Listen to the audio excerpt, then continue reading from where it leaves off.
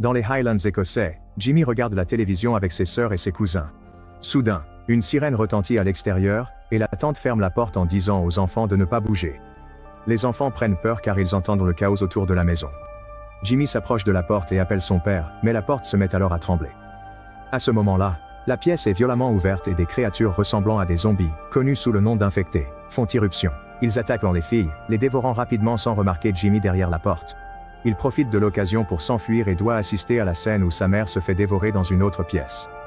En courant dans la maison, il voit tous ses proches se transformer lentement en infectés, mais heureusement, il parvient à sortir du bâtiment. Il y a encore plus d'infectés dehors, alors Jimmy se précipite vers l'église pour trouver son père et demander son aide.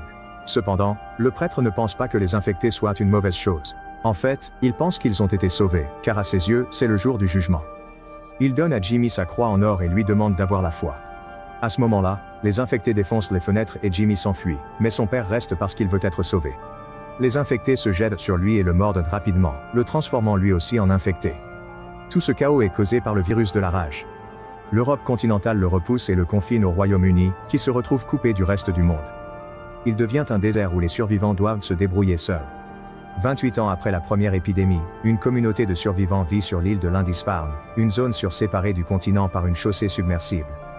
Aujourd'hui, un enfant nommé Spike va apprendre à tuer son premier infecté. Son père, Jamie, prépare le petit déjeuner, mais il l'interrompt en entendant sa femme malade, Isla, tomber dans la chambre. Le duo se précipite pour aller la voir, et elle panique en apprenant que Spike va s'entraîner aujourd'hui. Une dispute éclate, mais après quelques mots, elle se calme simplement. Elle souffre constamment de perte de mémoire et de confusion, si bien que la moitié du temps, elle ne comprend pas ce qui se passe. De retour dans la cuisine, Spike retrouve Sam, qui lui offre un arc tout neuf. En quittant la ville, tout le monde acclame Spike et lui souhaite bonne chance.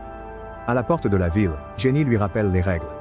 Toute personne qui part a le droit de revenir, mais si quelqu'un ne revient pas, personne n'ira le chercher. Les sauvetages leur ont déjà coûté trop de vie. Puis le duo traverse la chaussée pour rejoindre le continent. Jamie raconte de nombreuses histoires d'autrefois, et Spike n'arrive pas à croire que des gens pouvaient vivre loin de la mer. Ils traversent un pont pour atteindre une forêt, restant toujours à l'affût d'éventuels ennemis. Finalement, ils trouvent un infecté en rampant au sol avec un oiseau sur le dos. Quand il s'arrête pour manger des vers, Spike prépare son arc et tire une flèche qui atteint l'infecté dans le cou pour une mort rapide.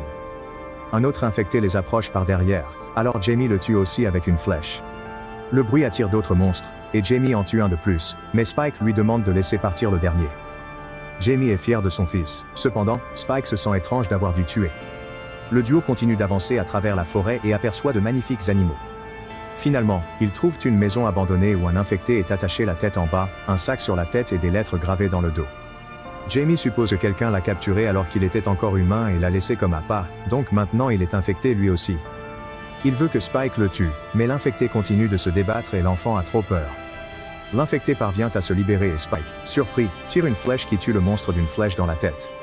Ensuite, il continue d'errer et trouve un animal à moitié dévoré sur le sol,